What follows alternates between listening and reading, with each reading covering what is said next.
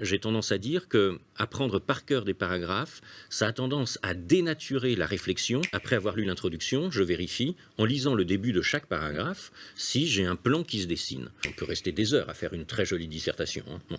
Mais le but, c'est quand même un résultat qui va être évalué. Bon.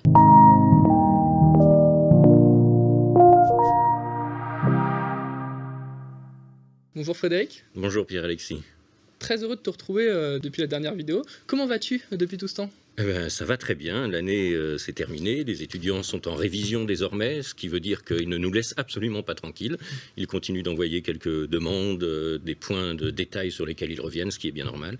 Et puis les épreuves commencent lundi. Très bientôt. Donc, C'est vrai que le temps passe très très vite. On s'était vu en décembre dernier et c'est déjà les concours. déjà. Cette fois-ci, je ne m'adresse pas aux professeurs de culture générale, mais bien aux correcteurs de culture générale. Donc si ça te convient, on revient sur ce qu'est une bonne dissertation ensemble pour aider les préparationnaires à mieux appréhender cette épreuve. Bien. Alors, bon, ce sont des choses évidemment que chaque préparationnaire théoriquement sait. Enfin, effectivement, il faut parfois mieux les redire. Donc, ne jamais oublier d'abord que l'épreuve de dissertation est une épreuve de communication. C'est-à-dire, c'est un exercice écrit, évidemment, mais qui s'adresse à quelqu'un qui va nous lire. Et comme c'est un exercice de communication, ça veut dire qu'on n'écrit pas pour soi, mais on écrit pour quelqu'un. Et j'insiste vraiment là-dessus parce que ça se joue de ce fait sur plusieurs points. D'abord sur la lisibilité. Une bonne copie, c'est une copie qui va être lisible, c'est-à-dire sur laquelle le correcteur ne va pas avoir trop d'efforts à faire pour déchiffrer, pour tenter de comprendre un mot, et puis un autre, et puis encore un autre. Alors ça se joue sur la graphie, ça se joue sur l'orthographe, ça se joue sur la ponctuation. Bref, une bonne copie, c'est d'abord une copie lisible.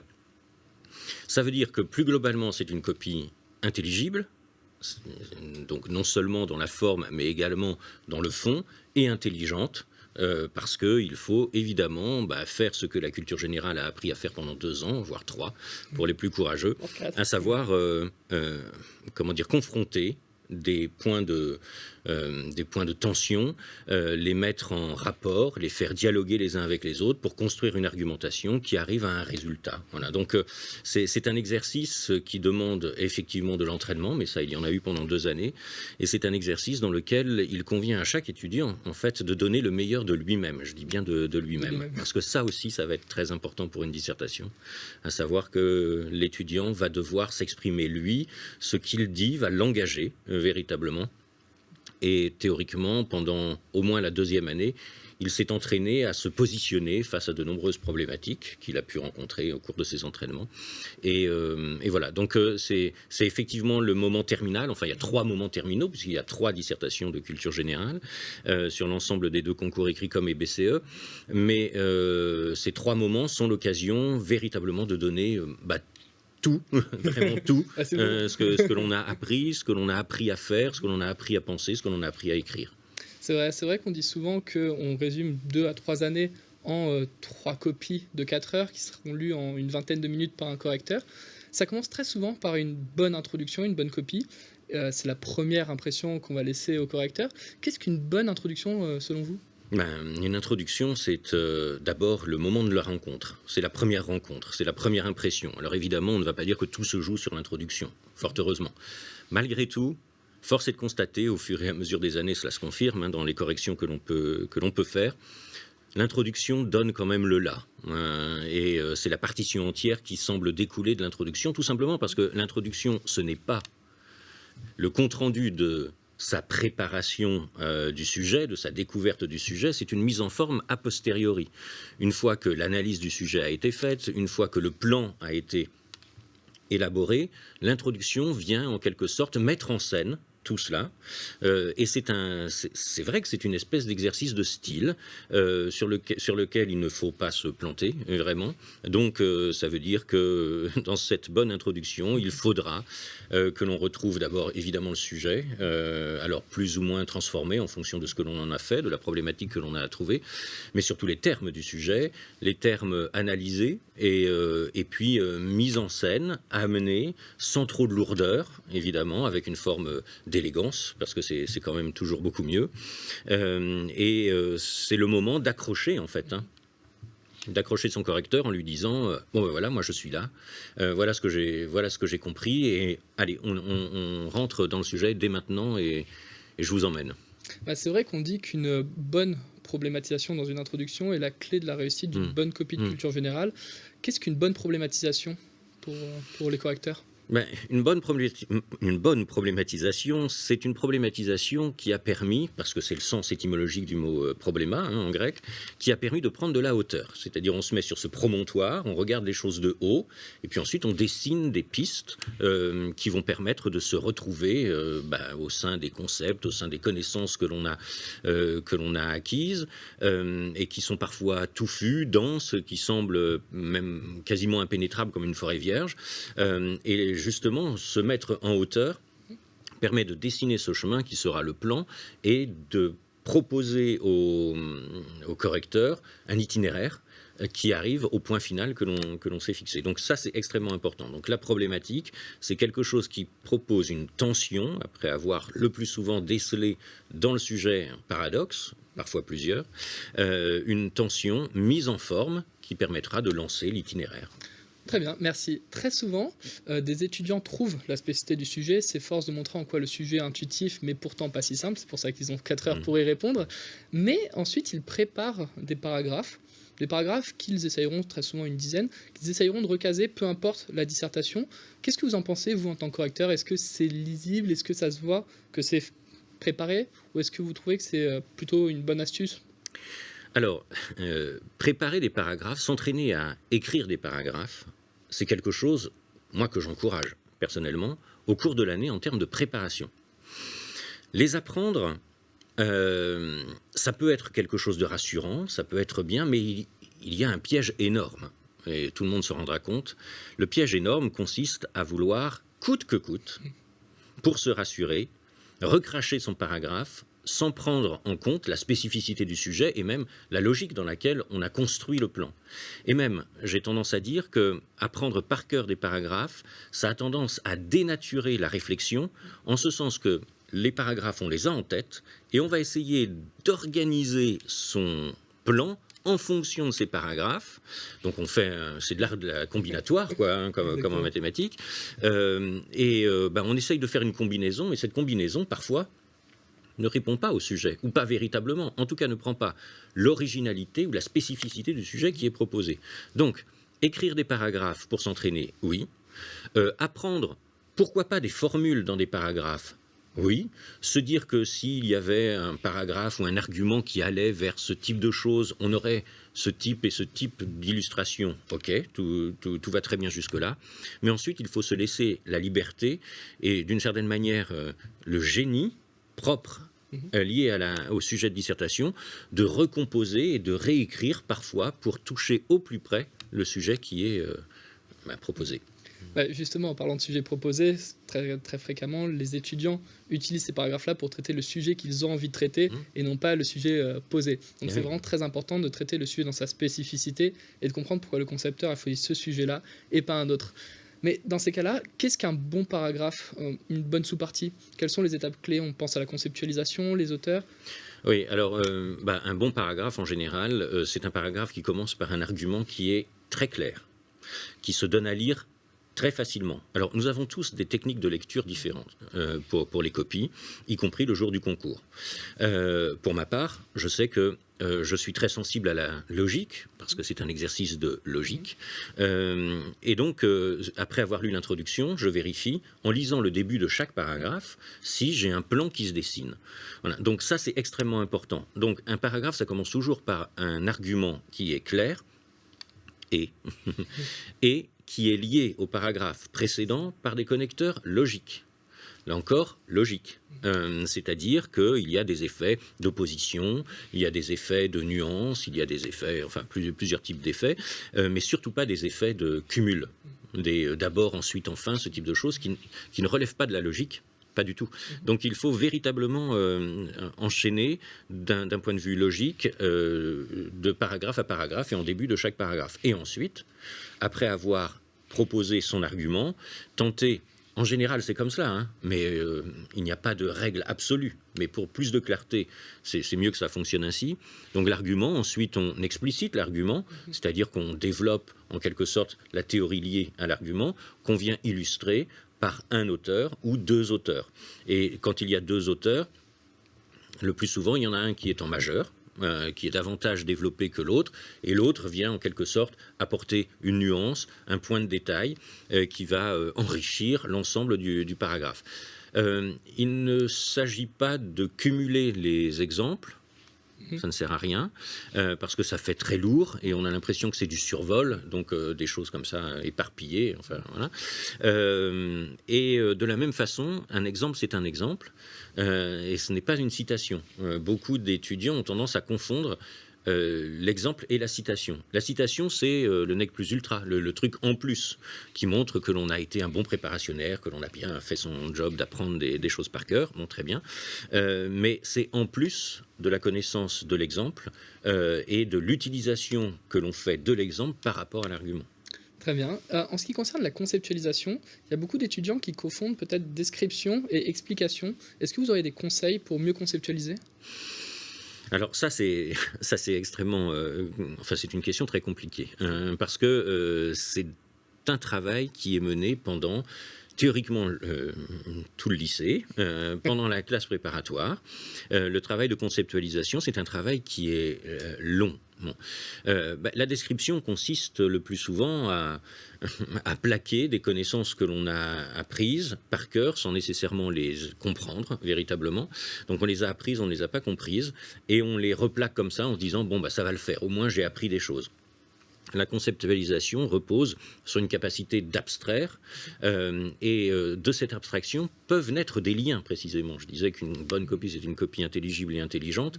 L'intelligence naît de la conceptualisation et pas de la juxtaposition d'explications purement descriptives.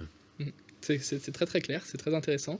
En ce qui concerne justement les parties, finalement on doit retrouver une certaine linéarité au sein même d'une partie qui se découpe en 3 sous-parties, et c'est avec ça qu'on comprend justement que tout un argument émerge de chaque partie. C'est bien cela ? C'est cela, c'est-à-dire qu'il faut un fil rouge.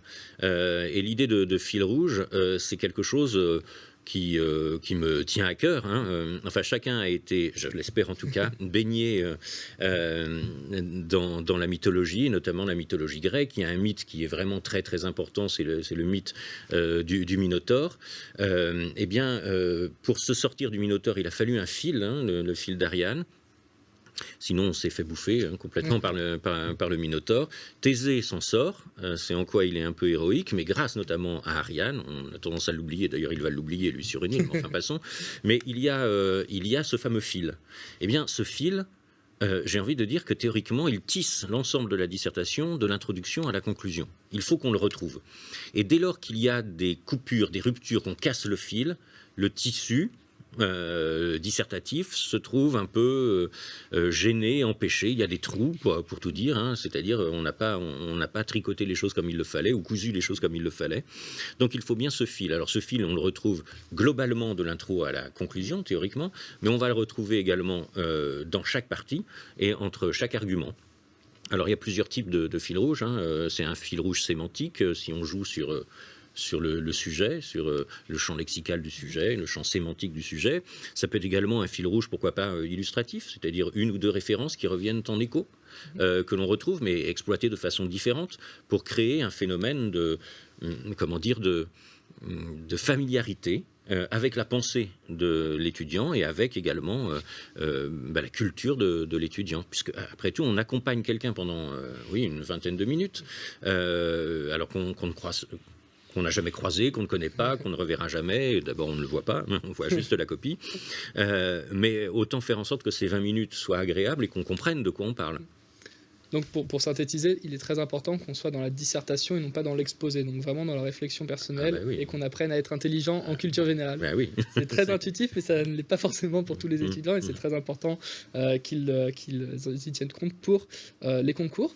En ce qui concerne les auteurs, donc du coup vous avez dit 1 à 2 auteurs par sous-partie. Ces auteurs-là, est-ce qu'il y a finalement comme un binôme gagnant entre philosophie et littérature ? Est-ce qu'on peut avoir des œuvres qui sortent de la littérature, de la philosophie ? Alors binôme, je reprends volontiers binôme, puisque c'est l'idée première, d'ailleurs, qui est reprise par l'intitulé, nouvel intitulé de notre discipline, à savoir lettres et philosophie. Bon. Donc effectivement, ça c'est un peu la base. Et le fait qu'il y ait un dialogue entre deux approches, C'est essentiel, c'est l'idéal, évidemment. Maintenant, à l'idéal, nul n'est tenu, et que l'on retrouve des dissertations à dominante philosophique ou des dissertations à dominante littéraire, ça n'a rien de gênant. Ce qui est peut-être un peu plus gênant de temps en temps, c'est de n'avoir, parce que ça rompt avec l'esprit même de l'exercice, de n'avoir que des dissertations de philosophie, ou de n'avoir que des dissertations avec des illustrations littéraires. Bon. Ça ne veut pas dire que, pour autant, on ne fasse pas de bonnes dissertations avec ce type d'outillage, mais disons qu'on est passé quand même à côté d'une partie de l'esprit de l'épreuve, et puis également de l'enseignement, qui se fait en général à 3 heures littérature, 3 heures philosophie. Est-ce qu'on est tenu à n'utiliser que cela? Non, mais c'est la base, et on peut évidemment convier à sa réflexion, notamment pour aimer, parce que là, ça s'y prête, des tableaux, du cinéma, il n'y a absolument aucun problème là-dessus. Ça peut être fait, encore une fois, il faut bien le faire. La tendance générale pour une illustration d'un tableau ou d'un film, c'est que souvent on a purement un résumé ou une description du tableau ou un résumé du film. Bon, ça n'a pas véritablement d'intérêt. Si on fait un film, il faut s'intéresser au cadrage, il faut s'intéresser au traitement de la couleur, au traitement de la photographie, il faut s'intéresser à un moment précis que l'on cible, exactement comme quand on fait référence à un roman. Et pour un tableau, c'est exactement la même chose. On ne décrit pas le tableau, mais on va essayer de comprendre comment c'est fait, et des premières touches, comment on arrive à une interprétation. Mais c'est pour ça que l'idée des binômes est intéressante à ce niveau-là, c'est que l'œuvre littéraire va venir appuyer et illustrer une réflexion, l'œuvre philosophique va plutôt être là pour appuyer un concept, donc très souvent on considère que c'est un bon match, mais voilà, il y a quand même d'autres références possibles, notamment cinématographiques, ou des tableaux ou de l'art en général. Oui, mais j'insiste beaucoup là-dessus, et parce que d'abord c'est une tradition de la philosophie française qui s'est beaucoup appuyée sur la littérature, sur la fiction. Une œuvre philosophique peut très bien amener et facilement à une densification par la référence littéraire. Et la référence littéraire n'est pas seulement illustrative. La référence littéraire, en général, s'appuie sur un fond conceptuel, une perception du monde, et qu'on soit philosophe ou que l'on soit écrivain, artiste d'une façon générale, ce que l'on écrit, ce que l'on produit, c'est bien une conception du monde, une façon de s'inscrire en présence dans le monde. Donc, quelle que soit l'approche, il faut absolument les hybrider, pour reprendre un terme qui est de plus en plus employé, mais cette notion d'hybridation est une très très belle expression, parce qu'elle appelle aussi, au-delà de l'idée de la démesure étymologique, elle appelle aussi à quelque chose de biologique, c'est-à-dire que par l'hybridation, on crée quelque chose de vivant et de neuf. Donc il faut hybrider. Très bien, merci. Pour conclure une dissertation, il y a évidemment une conclusion. Très souvent, les étudiants finissent leur copie assez tardivement. Ils n'ont pas vraiment le temps d'appuyer leur conclusion. Qu'est-ce qu'une bonne conclusion et que pourriez-vous recommander à ces étudiants ? Alors, le conseil que je donne, mais qui ne sera peut-être pas partagé par tout le monde, mais moi je regarde au résultat, voilà. Parce que c'est bien ça, on prépare un concours aussi, parce qu'on peut rester des heures à faire une très jolie dissertation. Bon. Mais le but, c'est quand même un résultat qui va être évalué. Bon. Moi, j'ai tendance à conseiller à mes étudiants de rédiger l'introduction et la conclusion d'un même jet. D'abord parce qu'elle est prête, et qu'en effet, au terme de quasiment 3h30 de travail, on est fatigué intellectuellement, le poignet aussi est fatigué, et quand il s'agit de se mettre à rédiger une conclusion, là, très souvent, ça peut partir complètement ailleurs, enfin bon bref, ou alors on est dans la répétition, ou alors on est dans totalement autre chose, où on essaye de trouver artificiellement les fameuses ouvertures, ouverture, bon, ça n'ouvre sur rien, mais enfin, ouverture. Donc, il s'agit sans doute de la préparer avant, et dans un phénomène d'écho. L'ouverture, c'est une idée de la dissertation, de l'ouverture, pourquoi pas. Moi, je suis plutôt dans la clôture, on fait un exercice, on le commence, on le finit. Bon. Que cette clôture ne soit pas une fermeture pure et définitive, ça, on est d'accord, mais de toute façon, quand on réfléchit, on n'est jamais dans une clôture pure et définitive, sans quoi on n'est pas dans l'idée, on est dans l'idéologie, ce qui est complètement différent. Donc, il s'agit de trouver quelque chose, d'abord, qui fasse un bilan de la réflexion qui a été menée, qui réponde à la problématique qui a été posée dans l'introduction, et puis, sans doute, qui fasse un écho à ce qui avait amorcé l'introduction, en montrant bien que cet écho peut être enrichi, puisque précisément, 4 heures ont passé, et qu'on est un peu plus intelligent à la fin qu'au début. On y voit un peu plus clair, en tout cas. En tout cas, on a appris à être intelligent pendant ces 4 heures. Oui. On a pu voir ensemble, du coup, toutes les étapes clés pour faire une bonne dissertation en culture générale. Est-ce qu'une bonne copie pour un professeur peut être une mauvaise copie pour un autre professeur? Bon, alors ça me semble être très compliqué, hein. On est d'accord. Franchement. Alors, après qu'il y ait des appréciations différentes, pourquoi pas? Mais encore une fois, si on prend pour principe qu'une bonne copie est une copie intelligible et intelligente, on peut tous se mettre d'accord sur ce qu'est l'intelligibilité d'une chose et l'intelligence d'un objet. Ou d'un sujet qui pense. Donc, honnêtement, je ne vois pas comment il y aurait des écarts faramineux. Alors, évidemment, hein, on ne va pas se mentir, parce que les étudiants ont accès à toute une série de supports en ligne, voilà, qui sont donc à leur disposition, et qui voient certaines copies qui ont eu une très bonne note le jour du concours, alors même que quand on s'y penche un peu, on se dit waouh, bah ça ressemble pas tellement à ce que le prof nous a dit de faire pendant l'année. Enfin bon, alors cela existe. Évidemment, cela existe. C'est rare, pour te dire. Et il ne s'agirait pas de penser que parce qu'une copie a eu 20, par exemple, à HEC, en dissertation, que ce soit l'exemple parfait à suivre. Il faut en discuter avec le prof, déjà, pour voir ce qui va, ce qui ne va pas. Il faut essayer de comprendre, il faut essayer de voir également si ça nous va à nous, cette façon de faire. Il ne s'agit pas de se coller dans les pas de quelqu'un d'autre. Pour le futur dirigeant, se coller purement dans les pas de quelqu'un d'autre, c'est quand même un peu gênant, je trouve, intellectuellement. Donc, il s'agit de regarder comment c'est fait, et de s'entraîner et se rendre compte qu'on peut avoir 20, mais c'est ça qui est surtout très très important. On peut avoir 18, 19 ou 20 en dissertation de culture générale, avec des process qui sont un peu différents, avec des façons d'aborder les choses qui sont un peu différentes. Donc, il faut s'essayer et trouver sa méthode à soi, ce qui nous ressemble véritablement. Copier, ça peut être bien dans un premier temps, mais ça ne peut pas être le produit fini, ce n'est pas possible. Ouais, c'est toute la beauté justement de la culture générale, c'est d'avoir sa propre réflexion et de mener celle-ci à terme.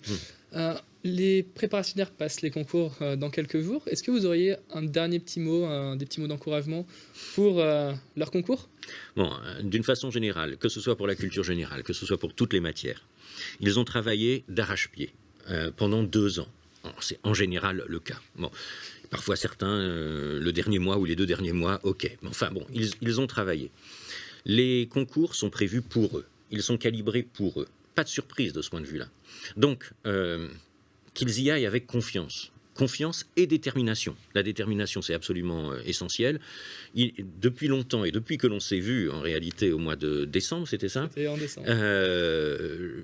Bon, je répète ce que j'ai pu dire. Il arrive un moment dans sa préparation, alors là, de toute façon, à quelques jours, mais où il ne faut plus trop se poser de questions. Il faut croire en soi, sans quoi on n'y arrive pas. Croire en soi, croire au travail que l'on a fourni. Si on s'est mis en danger un moment en ne travaillant pas assez, ça nous regarde, c'est une prise de conscience, mais enfin on laisse ça de côté. Et puis on se lance avec confiance et détermination, encore une fois, dans ces épreuves. Elles sont faites pour les étudiantes et les étudiants. En tout cas, merci beaucoup Frédéric pour cet échange. C'est toujours un plaisir d'échanger avec toi, puisqu'on enlève la casquette du correcteur cette fois-ci. Et au plaisir de rééchanger prochainement. Avec plaisir.